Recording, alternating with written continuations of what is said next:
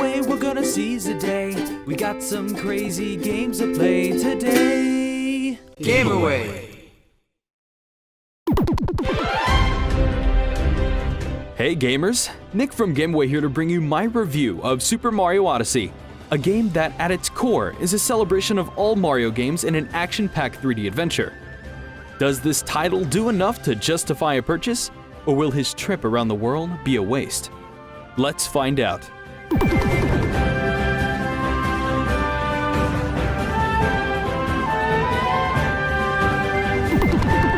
Like The Legend of Zelda Breath of the Wild before it, Super Mario Odyssey is a new entry in a long-running Nintendo series that takes the years of adventures of that franchise, takes big risks with the formula, and turns it into a massively successful product. Though, even when mentioning Mario is talking a lot about the video game industry as a whole. After all, it was thanks to Mario that we even have the industry today. For more than 30 years, Mario games have set a standard and guided what other developers would do with their own creations. The same can be said with my favorite game of all time, Super Mario 64, if we want to discover the important transition that represented how to inhabit a three-dimensional world. Super Mario Odyssey follows the line that started with Super Mario 64 and Super Mario Sunshine, where the player can go about and roam a large land. While there is no time limit, there is no absence of objectives to complete, and the best part, you have the freedom to complete these tasks in any order, so exploration is born naturally. This opening also leads to a much more personal experience. Each player can choose their own route and priorities. The result is a unique and memorable adventure. While the gameplay here is top-notch, some story elements are simple, yet unseen in your typical Mario game, which completely threw me off. Each character has their own personality with their own story to tell. Since this is a spoil-free review, I'll just explain the basic plot points. Bowser has once again abducted Peach and steals special items belonging to different kingdoms to prepare for his wedding. Mario sets the chase, but this time you're thrown in the middle of the action where Mario is defeated by Bowser. He finds himself in an unknown kingdom where his new ally, Cappy, awaits to save his sister Tiara, who has also been kidnapped. Mario and Cappy have to acquire power moons to find Bowser and confront him. To accommodate these massive sandbox worlds is the outstanding soundtrack, including for the first time ever in a Mario game, vocals. Each track gives the feel of a tourist eager to explore every nook and cranny, and it made me really happy to have that freedom in a Mario game that has been absent for years.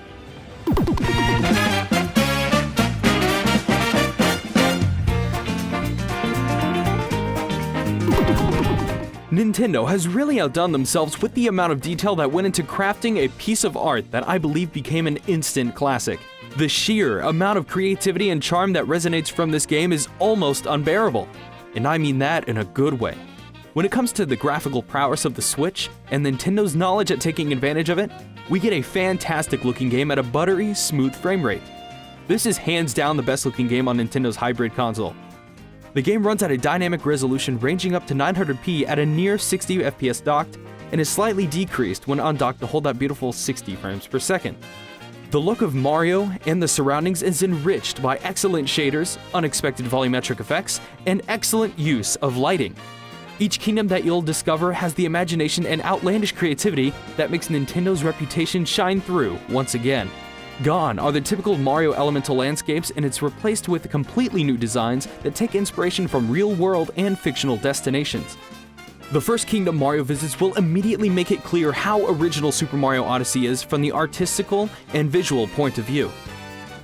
You can find yourself in a dense, foggy town that appears to have been inspired by Nightmare Before Christmas. Mario can take in the view on a sunny prehistoric island or an actual city populated by actual human people. In the Great Wooded Kingdom, for example, you see the well-executed contrast between the untouched forest and the huge mechanical structures, while in the Seaside Kingdom, a contrast between the dense ocean depths and the smooth surface of the sea. Since Mario Odyssey is about traveling to different locations, Nintendo included the wonderful idea of a photo op mode similar to how tourists bring cameras on trips. With the press of a button, you can stop the action to take photos of Mario with various filters, effects, and more, and even share them on social media.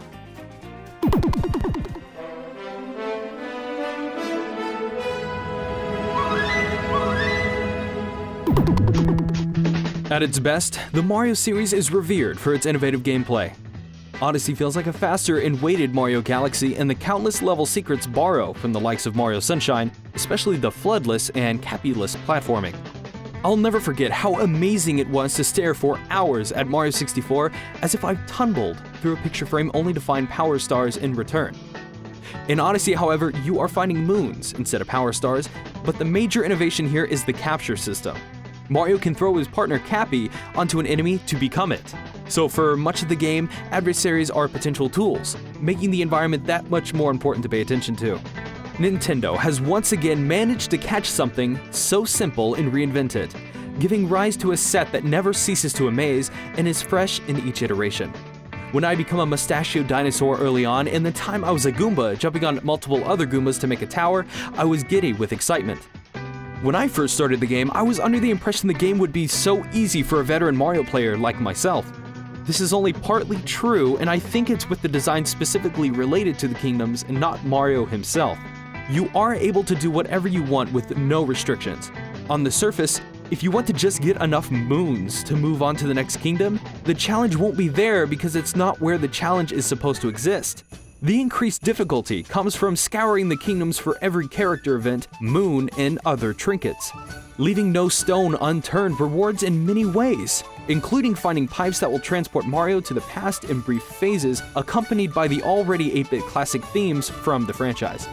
Speaking of, exploring these massive landscapes from top to bottom will find you hidden moons to collect, and also a series of purple coins that will be used to get costumes and other improvements to boost the Odyssey and get access to new kingdoms. Another use of the purple coins and regular coins serve to buy different costumes for Mario, being able to personalize his appearance both in clothing and on the hat itself. Mario also reacts to the type of clothing given. For example, if we go to a kingdom where it is very hot or very cold, we will see that Mario dressing for the occasion will not complain about the temperature. These costumes are also important to finding moons as well. Amiibo, as expected, are used in this game. Bowser's Amiibo, for example, can show you the locations of purple coins, while other Amiibo may only give you an item or two. It completely varies on what Amiibo you're using and is completely optional. On the subject of optional, there is multiplayer here, but it isn't anything to write home about. A second player can take control of Cappy and take out enemies, save you from a horrible jump, take over enemies for you on accident, or if they want, can ruin your life by preventing you from making any progress. It's fun, but only when you're dishing out the pain. I did notice something that I found particularly annoying about Odyssey. Each kingdom you explore has a boss, and I explored every part of a kingdom before beating the boss and collecting everything I could in hopes of 100%ing it on the first go-around. However, once you beat the boss of that level, the rest of the moons and purple coins suddenly appear in the places you spend hours combing over. So if you didn't know this beforehand, you'd be combing over the whole kingdom way more than necessary, and it wastes so much time.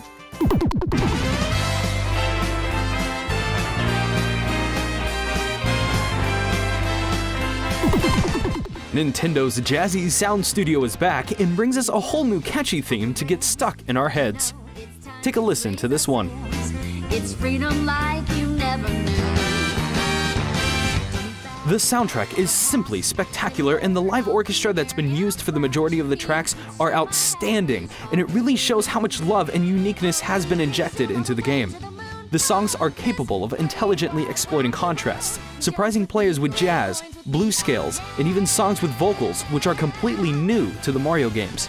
The sounds of punching, kicking, sliding, and jumping from Mario and enemies are all well defined.